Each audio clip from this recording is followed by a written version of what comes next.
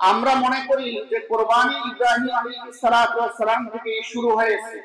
আসলে কোরবানি ইব্রাহিম আলাইহিস সালাতু ওয়াস সালাম থেকে শুরু হয়নি। কোরবানির এই বিধান হযরত আদম আলাইহিস সালাতু ওয়াস সালাম থেকে শুরু হয়েছে। সুবহানাল্লাহ। আল্লাহ তাআলার কিছু বিধান সর্বকালে সর্ব অবস্থায় ছিল, যেমন নামাজ, রোজা, তারপরে হজ, যাকাত, কোরবানি, এইগুলি সব কালেই ছিল। পদ্ধতিগত ভিন্ন হতে পারে, সংখ্যায় কম বেশি হতে পারে, কিন্তু সর্বকালে সকল উম্মতের জন্য আল্লাহ তাআলার এই বিধানকে তিনি অপরিহার্য করে দিয়েছিলেন। সেই কথা স্মরণ করিয়ে আল্লাহ রাব্বুল আলামিন সূরা মায়েদা 27 নম্বর আয়াতে বলেন, ওয়াতুলু আলাইহিম নাবা বিনাই আদামা বিল হক ইয কাররাবা কুরবানান ফাতুকুব্বিলা মিন আহাদিহিমা ওয়া লাম ইউতাকাব্বাল মিনাল আখির قال لأقتلنك قال إنما يتقبل الله من المتقين। আল্লাহ রাব্বুল আলামিন বলেন, হে রাসূল, আপনি তাদেরকে হযরত আদম আলাইহিস সালাতু ওয়াস সালামের ওই সন্তানদের ঘটনা সঠিকভাবে বর্ণনা করুন। আদম আলাইহিস সালাতু ওয়াস সালামের সন্তান দুজন যখন তারা কুরবানি করেছিলেন, একজনের কুরবানি আল্লাহ পাক কবুল করেছিলেন, আরেকজনের কুরবানি আল্লাহ তাআলা কবুল করেননি। যার কুরবানি কবুল হয়নি, আদম আলাইহিস সালাতু ওয়াস সালামের সেই সন্তান যার কুরবানি কবুল হয়েছে, তাকে বলতেছিলেন যে তোমার কারণে আমার এই কুরবানিটা কবুল হয়নি, তোমার কারণে আমার এই কুরবানি কবুল হয়নি, সুতরাং তোমাকে আমি হত্যা করব। তো যার কুরবানি কবুল হয়েছিলেন তিনি জবাবে বলেছিলেন, ক্বালা ইন্নামা ইয়াতাকাব্বালুল্লাহু মিনাল মুত্তাকিন। আল্লাহ রাব্বুল আলামিন শুধুমাত্র মুত্তাকিদের কুরবানিকেই কবুল করেন, গায়রে মুত্তাকি যার মধ্যে তাকওয়া নেই তার কুরবানি যত দামি হোক এটা আল্লাহর দরবারে কবুল হয় না। এই বিধান আদম আলাইহিস সালাতু ওয়াস সালাম থেকে শুরু হয়ে আজ পর্যন্ত আছে, কিয়ামত পর্যন্ত এই বিধানই থাকবে, এর কোনো পরিবর্তন হবে না। তাহলে আসেন, মুত্তাকিদের কুরবানি আল্লাহ কবুল করেন। এই আয়াত থেকে আমরা কয়েকটা জিনিস শিখি। এক নম্বরে, কুরবানি আদম আলাইহিস সালাতু ওয়াস সালামের থেকেই শুরু হয়েছে। তখনকার কুরবানির সিস্টেম ছিল যে কুরবানি করে ময়দানে এই জবেহকৃত পশুকে রেখে আসা হতো। যার কুরবানি কবুল হয়েছে, আকাশ থেকে আগুনের লেলিহান শিখা এসে ওই কুরবানি জ্বালিয়ে পুড়িয়ে শেষ করে দিত। আর যার কুরবানি আল্লাহর দরবারে কবুল হয়নি, তার পশু ময়দানে পড়ে থাকতো। তখন মানুষ বুঝতে পারতো তার কুরবানি কারটা কবুল হয়েছে আর কারটা কবুল হয়নি। তো যেই সন্তানের কুরবানি কবুল হয়নি, তার মধ্যে তাকওয়া ছিল না, এই জন্য সে উগ্র এবং চরম পন্থায় কথা বলেছে। কি বলছে?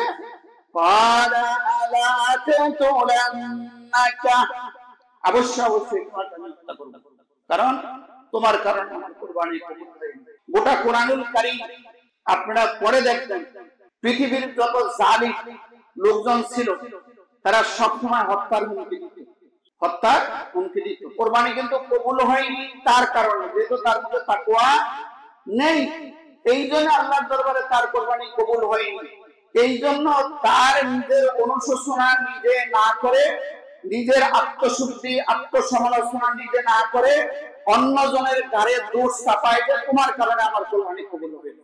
কথা কি বুঝাইতে পেরেছি?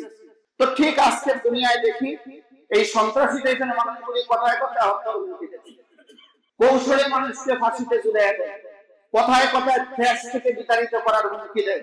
তাহলে আসেন, কুরবানি শুরু হলো হযরতে আদম আলাইহিস সালাতু ওয়াস সালাম থেকে। এখন কথা হলো, আদম আলাইহিস সালাতু ওয়াস সালাম থেকে ইব্রাহিম আলাইহিস সালাতু ওয়াস সালাম পর্যন্ত এই কুরবানির বিধান ছিল কিনা? অল্প কথায় যদি বলি, এই কুরবানি সূরা হজের 34 নম্বর আয়াতে আল্লাহ তাআলা বলেন, এই কুরবানি সকল জাতি সকল উম্মতের জন্যই আল্লাহ তাআলা অবতারিত করে দিয়েছেন। সুবহানাল্লাহ। কি বলছেন আল্লাহ? ওয়ালিকুল্লি উম্মাতিন জাআলনা মানসাকান লিয়াযকুরু ইসমাল্লাহি আলা মা রাযাকাহুম মিন বাহিমাতিল আনআম। আল্লাহ তাআলা বলেন ওয়ালিকুল্লি উম্মাতিন জাআলনা মানসাকান, প্রত্যেক উম্মতের জন্য, প্রত্যেক নবীর উম্মতের জন্য, প্রত্যেক জাতির জন্য আমি এই কুরবানির বিধানকে অপরিহার্য করে দিয়েছি। সুবহানাল্লাহ। প্রত্যেক নবী, প্রত্যেক উম্মতের জন্য। আলোচনার শুরুতেই বলেছি আল্লাহর বিধানের কিছু ধারা ছিল যেগুলি শুরু থেকেই আছে, এখন পর্যন্ত আছে, কিয়ামত পর্যন্ত থাকবে। তাদের নির্দেশ ছিল কি? এক নম্বরে এই পশুটা গৃহপালিত হতে হবে। গৃহপালিত পশু কি? গৃহপালিত পশু হলো গরু, ছাগল, ভেড়া, ওট, দুম্বা, মহিষ। কয়টা? 6টা। এর বাহিরে আর কোন গৃহপালিত পশু নেই।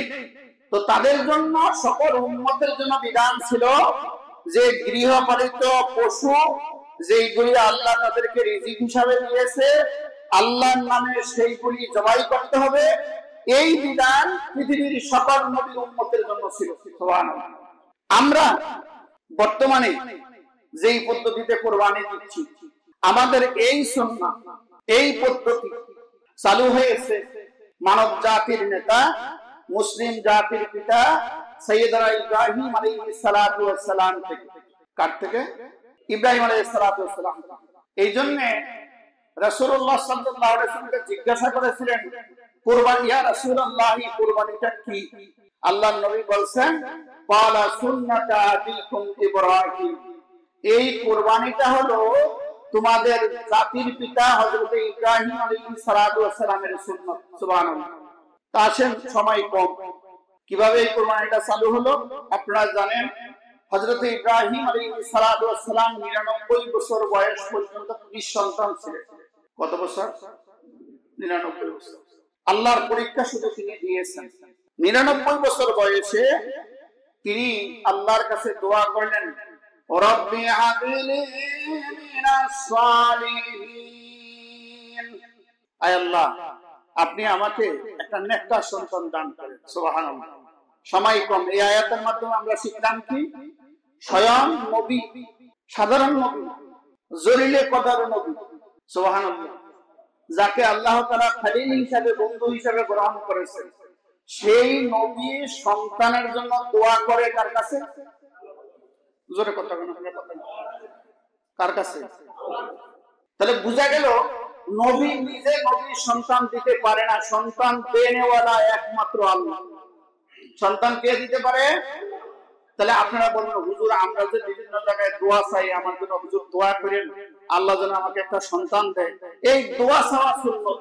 দোয়া চাওয়া কি? কথা কয় না। কিন্তু কোন হুজুর, কোন বিশ্বাস, কোন বাবা আপনাকে সন্তান দিতে পারে না। এটা হলো ইসলামী আকীদা, এটা হলো ইসলামের বিশ্বাস, এটাই হলো আপনাদের ঈমান। যারা আল্লাহ ছাড়া কারো কাছে সন্তান চায়, দোয়া চাইতে পারে, আমি বলছি এছাড়া যে বাবা আমার একটা সন্তান দাও, তাহলে বাবা ঠিক যেভাবে দেওয়া সেইভাবেই দেয়। এগুলি আপনারা ইলেকট্রনিক মিডিয়া, প্রিন্ট মিডিয়াতে দেখে নিন। জুমার দিনে এত কথা বলতে পারবো না। তাহলে স্বয়ং ইব্রাহিম আলাইহিস সালাম দোয়া করলেন কি? রব্বি হাবলি মিনাস সালিহিন, ওগো আমার রব আপনি আমাকে নেককার, আদর্শ, নম্র, ভদ্র, শালীন, শিষ্টাচারিতা সম্পন্ন সন্তান দান। সুবহানাল্লাহ। শুনেন, আল্লাহর কাছে দোয়া করতে দেরি, কবুল হইতে দেরি হয়। সুবহানাল্লাহ। এখন আপনারা বলেন, হুজুর দোয়া তো আমরাও করি, কবুল হয় না কেন? আল্লাহ তাআলা এই দোয়া কবুল করে নিয়েছে। মনে রাখবেন, দোয়া করার সাথে সাথে আল্লাহর দরবারে কবুল হয় যদি আপনার রিজিক হালাল হয়। হালাল খাবার গ্রহণ করেন, তাহলে আল্লাহর কাছে দোয়া কবুল হয়। আল্লাহ আপনাকে এখন দিবে, অথবা গুনাহ মাফ করে দিবে, অথবা আপনার বংশধররা দিবে, অথবা কিয়ামতের ময়দানে জান্নাত দিবে। সুবহানাল্লাহ। তাহলে ইব্রাহিম আলাইহিস সালাম চাইলেন। আল্লাহ কি বললেন? ফাবাশশারনাহু বিগুলামিন হালিম। ও ইব্রাহিম, তুমি আমার কাছে সন্তান চেয়েছো, আমি তোমাকে আদর্শ নম্র ভদ্র শিষ্টাচারিতার সম্পন্ন সন্তানের সুসংবাদ দিয়ে দিলাম। সুবহানাল্লাহ। ইসমাঈল আলাইহিস সালাম সিরিয়াতে জন্ম নিয়েছেন। তখন হযরত ইব্রাহিম আলাইহিস সালাম সিরিয়াতে থাকতেন। সিরিয়াতে জন্ম নেওয়ার পরে 99 বছর বয়সে কেউ সন্তান পায়, তাহলে এই সন্তানের মহব্বত কম না বেশি? অনেক বেশি না অল্প বেশি? তিনি সন্তানকে খুব মহব্বত করতে থাকলেন। আল্লাহ তাআলা এই সন্তান দিয়েও পরীক্ষা করে নেন যে সন্তানকে ইব্রাহিম আলাইহিস সালাম বেশি মহব্বত করে না আল্লাহর মহব্বত তার অন্তরে বেশি আছে। সুবহানাল্লাহ। লম্বা ঘটনা আপনারা পরে নেবেন। জিবরাইল আলাইহিস সালামকে নির্দেশ দিলেন ইব্রাহিম এবং তার স্ত্রী হাজরা শিশু পুত্র ইসমাঈলকে নিয়ে সিরিয়া থেকে সোজা মক্কা আল মুকাররমার দিকে যাও। তো সিরিয়া থেকে হেঁটে হেঁটে যাচ্ছেন, যেখানে গাছপালা তরুলতা জনমানব বসতি দেখেন। ইব্রাহিম আলাইহিস সালাম বলেন, জিবরাইল তুমি এখানে আমার স্ত্রী আর ছেলেকে রাখো, এখানে মানুষ আছে, ঘরবাড়ি আছে, এখানে থাকতে পারবে, এখানে রাখো। বললো যে আপনি কোনো কথাই বলবেন, আল্লাহ যেখানে নিয়ে যেতে বলছে সেখানে নিয়ে যাও। সুবহানাল্লাহ। হেঁটে হেঁটে বর্তমান যেখানে বাইতুল্লাহ শরীফ কাবা ঘর, নূহ আলাইহিস সালামের প্লাবনে এটা ভেঙে চুরমার হয়ে গেছিলেন, শুধু মাটির ভিত্তিটা ছিল। এখানে শিশু পুত্র ইসমাঈল এবং বিবি হাজরাকে রেখে এবার আল্লাহ তাআলা নির্দেশ দিলেন, ইব্রাহিম সোজা সিরিয়ার দিকে দৌড়াতে থাকো। শর্ত হলো সন্তানের মহব্বতের স্ত্রীর মহব্বতের পিছন দিকে তাকানো যাবে। সুবহানাল্লাহ। ভাবেন তো, আপনাকে আমাকে যদি এরকম নির্দেশ দিত তাহলে ইনশাআল্লাহ আমরা তো সকলেই এই কাজটা করতাম। কথা কয় না? ইনশাআল্লাহ আমরা আগেই করতাম। কথা কই না, কোনো কথা খুঁজে পায় না, একেবারে এটা করতে হয় না। কোনো গণ নাই, বাড়ি নাই, কোনো জনমানব কিচ্ছু নেই, শুধু একটা মরুভূমি, এর মধ্যে রেখে দিলেন। ইব্রাহিম আলাইহিস সালাম যখন তাকে নির্দেশ দেওয়া হলো পিছন দিকে তাকানো যাবে না, তিনি এইবার দোয়া করতেছেন আর সিরিয়ার দিকে দৌড়াচ্ছেন। কি দোয়া করতেছেন? রব্বি জাল হাযা বালাদান আমিনা, রব্বি জাল হাযা বালাদান আমিনা ওয়ারযুক আহলাহু মিনাস সামাওয়াতি মান আমানা মিনহুম বিল্লাহি ওয়াল ইয়াউমিল আখির। আল্লাহু আকবার। ইব্রাহিম আলাইহিস সালাম দোয়া করতেছেন, আল্লাহ এই শহরের অধিবাসী যারা হবে কিয়ামত পর্যন্ত প্রত্যেককে তুমি নিরাপদে রাখো। সুবহানাল্লাহ। আর তাদেরকে উন্নত মানের ফল ফলাদি দিয়ে রিজিকের ব্যবস্থা করো। ওয়ামান কাফারা ফাউমাত্তিউহু কালিলা। আর যারা কাফের, তোমারে বিশ্বাস করে না, তোমার প্রতি ঈমান আনা করে রিজিক দিও না, দিল অল্প অল্প। সুবহানাল্লাহ। আল্লাহ বললেন যে না, যারা কাফের এদেরকে দিব, বরং দুনিয়াতে আরো বেশি, কারণ আখিরাতে তো ওদের জন্য কিছু নাই, দুনিয়াতে ওদেরকে সব দিয়ে দেওয়া। তো আসেন মানব জাতির নেতা মুসলিম জাতির পিতার দোয়ার স্টাইল দেখেন। আমরা হলে দোয়া করতাম কি, আল্লাহ আমার এই পোলা মাইয়া বউ এই যে রাইখা গেলাম, আল্লাহ আমার স্ত্রী পোলা মাইয়ার তুমি নিরাপদে রাখো। তিনি কিন্তু ছেলে মেয়ের নাম এখানে নেননি, তিনি কি বলছেন? রব্বি জাল হাযা বালাদান আমিনা। আয় আল্লাহ, এই শহরের অধিবাসী যারা হবে কিয়ামত পর্যন্ত তুমি তাদেরকে নিরাপদে রেখো। সুবহানাল্লাহ। দোয়ার স্টাইল দেখলেন? সুবহানাল্লাহ। এই দোয়া ইব্রাহিম আলাইহিস সালামের করতে দেরি আল্লাহ তাআলা তার জবাবে বলেন, ওয়ামান দাখালাহু কানা আমিনা। ও ইব্রাহিম, কিয়ামত পর্যন্ত এই শহরে যারা প্রবেশ করবে, এই শহরের অধিবাসী যারা হবে, তাদের নিরাপত্তা আমি আল্লাহ দিয়ে দিলাম। আমরা দেখি আজ পর্যন্ত বাইতুল্লাহ শরীফ নারী পুরুষের তাওয়াফ, সাফা মারওয়া সাই নারী পুরুষ একসঙ্গে, তারপরে মিনার তাবুতে পাশাপাশি, মুজদালিফার খোলা আকাশের নিচে নারী পুরুষ একসঙ্গে, আরাফাতের ময়দানে নারী পুরুষ একসাথে। আজ পর্যন্ত কারো নিরাপত্তা বিঘ্নিত হয়নি। সুবহানাল্লাহ। আজ পর্যন্ত কারো নিরাপত্তা বিঘ্নিত হবে, বাঁকা চোখে কেউ কারো দিকে তাকানোর সাহস পায় নাই। আল্লাহু আকবার, আল্লাহু আকবার। আমার দেশে তো পয়লা বৈশাখের কি জানি বাসন্তী কালার শাড়িতেই আমরা শাড়ি শরীরে রাখতে পারি না, ইজ্জত একজন আরেকজনেরটা নিয়ে যায়, ঠিক কিনা? রাগ করছেন? হ্যাঁ, রাগ করেছেন আপনারা? আমার দেশে তো স্বাভাবিকভাবে চলতে পারে না। মক্কা শহর এমন এক শহর যেটা কোনোদিন এক সেকেন্ডের জন্য ঘুমায় না। আল্লাহু আকবার। এক সেকেন্ডের জন্য ওই শহর ঘুমায় না, এক সেকেন্ডের জন্য। সার্বক্ষণিক রাত্র দিন 24 ঘন্টা হাজার হাজার নারী পুরুষের পদচারণায় এই শহর মুখর থাকে, যেখানে সার্বক্ষণিক লাব্বাইক আল্লাহুম্মা লাব্বাইক ধ্বনি বাজে, যেখানে সার্বক্ষণিক মানুষ গোলামিতে থাকে। আজ পর্যন্ত কেউ কারো নিরাপত্তা বিকৃত করতে পারেনি। আল্লাহু আকবার। তাহলে বাবার দোয়া ঠিক না বেঠিক? ঠিক না বেঠিক? কেডা বেঠিক? দোয়া ঠিক, নিরাপত্তার দোয়া ঠিক। নিরাপত্তার জন্য ইব্রাহিম আলাইহিস সালাম দোয়া করেছেন, এটা সঠিক, আল্লাহ কবুল করেছেন। আজ পর্যন্ত হাজী সাহেব দ্বারা এই কথা সাক্ষী।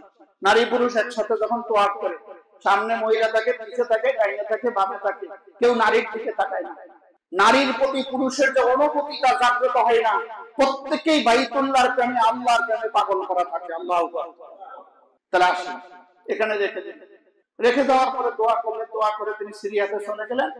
বিবি হাজেরা আলাইহিস সালাতু ওয়াস সালাম তিনি জিজ্ঞাসা করেন, ও ইব্রাহিম, আমাকে আর আমাদের শিশু পুত্র ইসমাইলকে এই পাহাড়ি অঞ্চলে মরুময় ভূমিতে রেখে তুমি কোথায় যাচ্ছ, কার হুকুমে যাচ্ছ? ইব্রাহিম আলাইহিস সালাম বলেন, তোমাকে আল্লাহর জিম্মায় রেখে আল্লাহর নির্দেশে চলে যাচ্ছি। সুবহানাল্লাহ। কার হুকুমে? আল্লাহর হুকুমে যাচ্ছি, আল্লাহর জিম্মায় রেখে যাচ্ছি। সুবহানাল্লাহ। আল্লাহর কাছে আমানত রাখলে তো এটা খেয়ানত করে, কথা কয় না, সব বসে আছে প্রবাদ। আল্লাহর কাছে আমানত রাখলে আল্লাহকে এটা খেয়ানত করে। সুবহানাল্লাহ। আমাদের কাছে রাখলে মাশাআল্লাহ যা হওয়ার তা হচ্ছে। তো এরপরে বিবি হাজেরা জবাব দিলেন, ও ইব্রাহিম, তুমি যদি আল্লাহর হুকুমে আল্লাহর জিম্মায় রেখে যাও, তাহলে তোমার মতো ইব্রাহিমের হাত রাখবে। আল্লাহু আকবার। পানি শেষ হয়ে গেল, আপনারা জানেন। পানির জন্য সাফা মারাতে দৌড়াইলেন, কিন্তু পানি পেলেন। বুখারীর হাদিস পড়ে দেখেন, জুমার দিন সময় কম, আরো গুরুত্বপূর্ণ আলোচনা আছে যে ইসমাঈল আলাইহিস সালামের ডান পায়ের গোড়ালি থেকে এই জমজম কূপের সৃষ্টি হয়ে গেছে।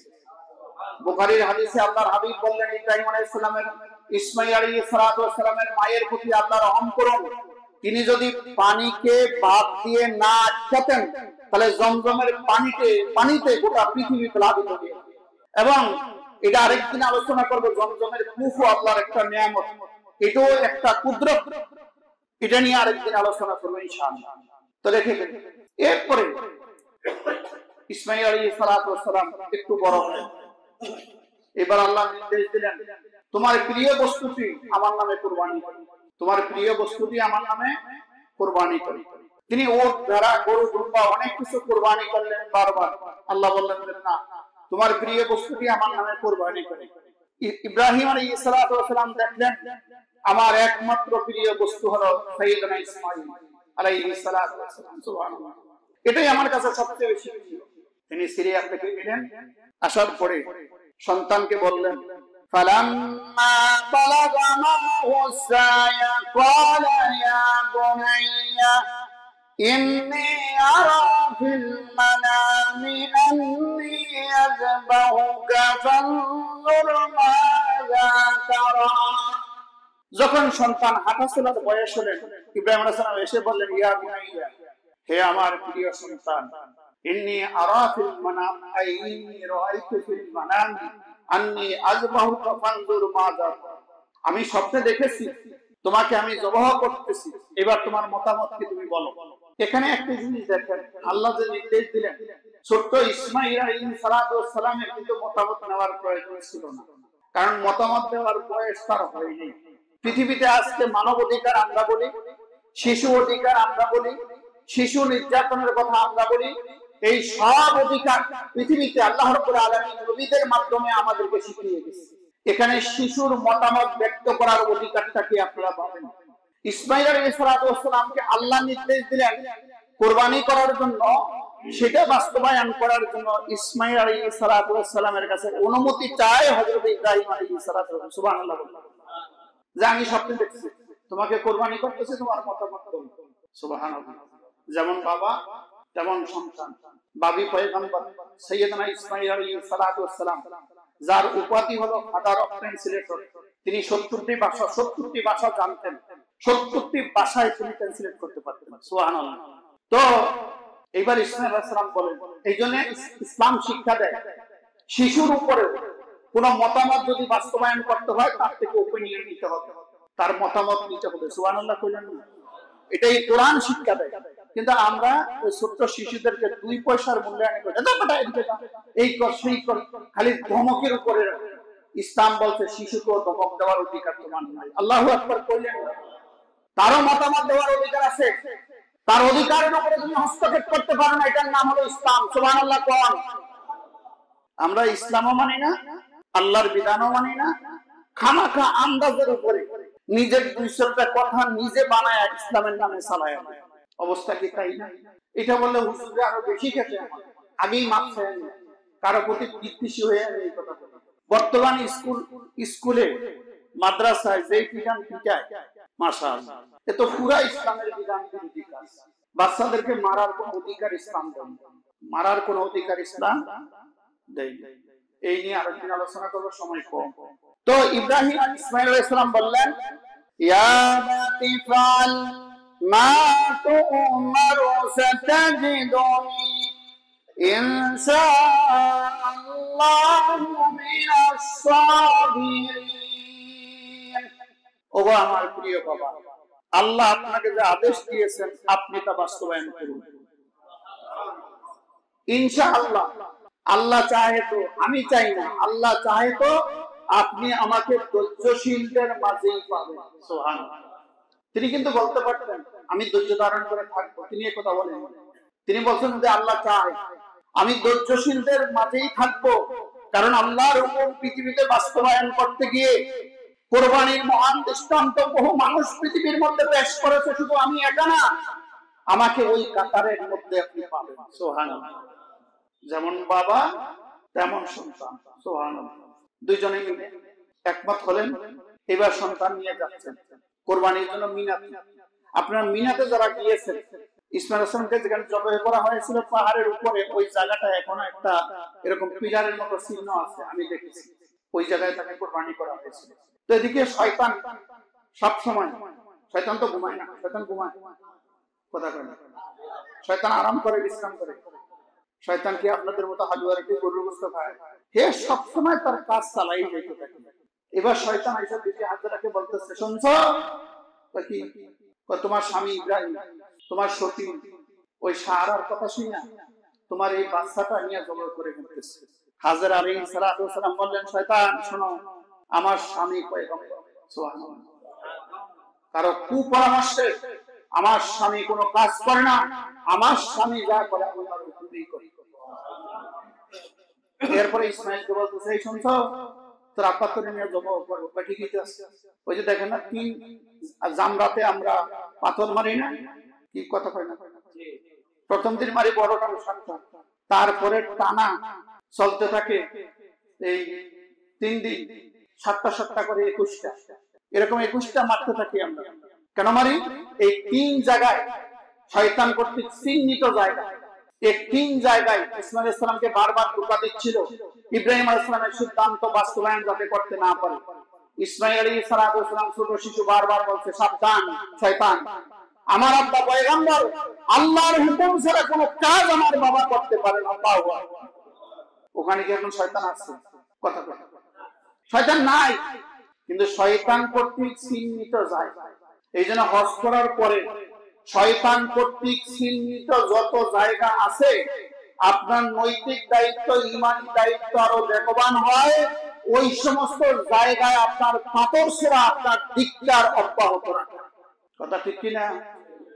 হজ করে আইছেন, আসার পরে মিশা কথা কোন তোবা তোবা তোবা তোবা তোবা তোবা, আল্লাহ আরে বহুতবার হজ করাইছে, বহুত দিয়ে করিয়ারে একবারে মারি দিয়ে জাতির কোয়ারের মধ্যে জাতি শেষ করে ফেলাই। তোবা তোবা তোবা তোবা, এরকম তোবা তোবা বলে আর হজের দোহাই দেয়, আর মানুষের ওজনে কম দেয়, মাপে কম দেয়, বদমাশি করে, জায়গা জমি দখল করে, লুটপাট করে, নির্যাতন করে, এরকম হাসি মনে হয় নাই করি না। তোবা তোবা, আল্লাহ আরে বহুত এইগুলি চলতে থাকে। তাহলে আসেন, এরপরে আল্লাহ তাআলা বলেন, ফালাম্মা সালামা ওয়া তাল্লাহু লিল জাবিন وناديناه أن يا إبراهيم قد صدقت الرؤيا إنا كذلك نجزي المحسنين إن هذا لهو البلاء المبين আল্লাহ তাআলা বলেন, যখন পিতা এবং পুত্রের অনেক লম্বা ঘটনা আপনারা পরে নেবেন সময়, পিতা এবং পুত্র সম্মতি প্রকাশ করলেন, বারবার জবাহ করতে চাইলেন, জবাহ হচ্ছিল না। পরে ইব্রাহিম আলাইহিস সালাতু ওয়াস সালামকে তার সন্তান ইসমাঈল আলাইহিস সালাম পরামর্শ দিলেন, আল্লাহ তুমি যে চক্ষু দিয়ে দেখো আমাকে, আমার প্রতি তোমার অনেক বড় মায়া, এটা আমি জানি। এই মায়ার কারণে ছুরি ঠিকমতো চলতেছে না, তোমার চক্ষুটা বেঁধে নাও আর আমার গলায় তুমি ছুরি চালাও, দেখবা জবাহ হয়ে গেছে। আল্লাহু আকবার। ইব্রাহিম আলাইহিস সালামের চক্ষু বেঁধে নিলেন। আল্লাহ রাব্বুল আলামিন ইসমাঈল আলাইহিস সালাতু ওয়াস সালামকে ইব্রাহিম আলাইহিস সালামকে শুধু পরীক্ষা করতে চেয়েছিলেন, পরীক্ষা হয়ে গেছে। ইসমাঈল আলাইহিস সালাতু ওয়াস সালামকে পাশে সরিয়ে জান্নাতি দুম্বা এনে তিনি কুরবানি করেন। কুরবানি হয়ে গেছে, চক্ষু করে দেখলেন যে জান্নাতি দুম্বা কুরবানি হয়ে গেছে, আর সাইয়েদনা ইসমাঈল আলাইহিস সালাতু ওয়াস সালাম তার পাশে দাঁড়িয়ে আছে। আল্লাহু আকবার। আল্লাহ কিন্তু সন্তান কুরবানি চায় নাই, তিনি দেখতে চেয়েছিলেন সন্তানের জন্য বেশি মহব্বত না আমি আল্লাহর জন্য বেশি মহব্বত। এই পরীক্ষায় ইব্রাহিম আলাইহিস সালাতু ওয়াস সালাম ফার্স্ট ক্লাস পাস। সুবহানাল্লাহ। এই দুম্বার সুই বাইতুল্লাহ শরীফে লাগানো ছিল। জালিম শাসক হাজ্জাজ বিন ইউসুফ যখন কাবা শরীফে হামলা করেছিল, তখন এই শিং কাবা শরীফ থেকে হারিয়ে গিয়েছে। এর আগে এটা কাবা শরীফেই ছিল। যেমন আপনারা মাকাম ইব্রাহিম আলাইহিস সালামের এই পাথরটা বেষ্টনী দেওয়া দেখেন, এটাও এখন কাবা শরীফে। আর এই হাজ্জাজ বিন ইউসুফের লোকেরা কাবা শরীফের হাজরে আসাদ পাথরটা চুরি করে নিয়ে গেছিল, এই সুরগুলি। এগুলি পরে উদ্ধার করে আবার বাইতুল্লাহ শরীফে লাগানো হয়েছে। তো এই কুরবানি হয়ে গেল। এরপর আল্লাহ তাআলা ইব্রাহিম আলাইহিস সালামকে ডেকে বলেন, ওয়ানাদাইনা ইয়া ইব্রাহিম, ও ইব্রাহিম কদ সাদদাকতার রুইয়া ইন্না কাযালিকা নাজজিল মুহসিনিন। ও ইব্রাহিম, তোমাকে স্বপ্নে যা আদেশ করেছিলাম তা তুমি বাস্তবায়ন করেছো। তোমার মতো যারা মুহসিন বান্দা তারা এভাবেই আমার হুকুমকে বাস্তবায়ন করে। সুবহানাল্লাহ। এরপরে আল্লাহ তাআলা বলতেছেন, ইন্না হাযা লাহুল বালাউল মুবিন। এটা ছিল ইব্রাহিম আলাইহিস সালামের জন্য একটা বিরাট পরীক্ষা। ইব্রাহিম আলাইহিস সালামের জন্য একটা বিরাট পরীক্ষা। ওয়াফাদাইনাহু বিযিবহিন নাযিম ওয়া তারাকনা আলাইহি ফিল আখিরিন সালামুন আলা ইব্রাহিম। সুবহানাল্লাহ। আল্লাহ বলতেছেন, সন্তানের পরিবর্তে আমি একটি পশুকে জবাহ করে দিলাম, আর এই কুরবানির দ্বারা কিয়ামত পর্যন্ত আমি পরবর্তীতে জন্য জারি রাখলাম। ইব্রাহিম আলাইহিস সালামের উপরে সালাম, এই সালাম আল্লাহ পাঠিয়েছেন। এরপরে দেখেন ইব্রাহিম আলাইহিস সালাম এই পরীক্ষায় পাস হওয়ার পরে আল্লাহ শাহী দরবারে তিনি দোয়া করলেন।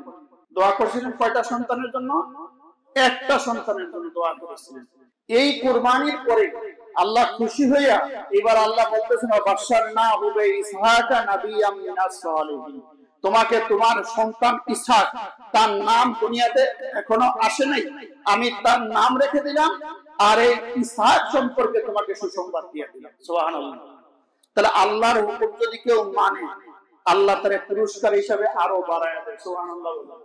এরপরে ইসহাক আলাইহিস সালাম হলো, মানুষ যখন বেশি বুড়া হয়ে যায় তখন আর ছেলে সন্তানের সাথে অত মিশামিশি করতে ভালো লাগে না। তখন নাইনাতপুর যদি আসে না, এইগুলি নিয়ে খেলাধুলা করতে, আনন্দ করতে করতে অনেক ভালো। বুড়ার বুড়া, বুড়ার বুড়া দুইজনে কিন্তু মতের মিল এক। বুড়ারা বেশি বেশি জানতে চায়, বেশি বেশি কথা বলে, আর বুড়ারাও বেশি বেশি জানতে চায়, বেশি বেশি কথা বলে। এই জন্য দাদা নাতির সাথে নানা নাতির সাথে এদের মিলে ভালো। তো ইব্রাহিম আলাইহিস সালামকে আল্লাহ বলতেছেন, ইব্রাহিম তোরে তো ছেলে ছেলে দিলাম, একটু তো বড় হয়ে গেছে, তো তোরে আরেকটা নাতির সুসংবাদ দিলাম, সেটার নাম হলো ইয়াকুব। সুবহানাল্লাহ। তোরে একটা নাতি দিয়ে দিব, তুই বুড়া কালে নাতি নিয়ে খুব আনন্দ করতে থাকতে পারবি। সুবহানাল্লাহ। তো আসেন আল্লাহ তাআলা এর মাধ্যমে এই যে বর্তমান আমরা যে পদ্ধতিতে কুরবানি দিচ্ছি, এই পদ্ধতিতে জারি রাখি। আল্লাহ তাআলা আমাদেরকে বাস্তব জীবনে আমল করার তৌফিক দান করুন।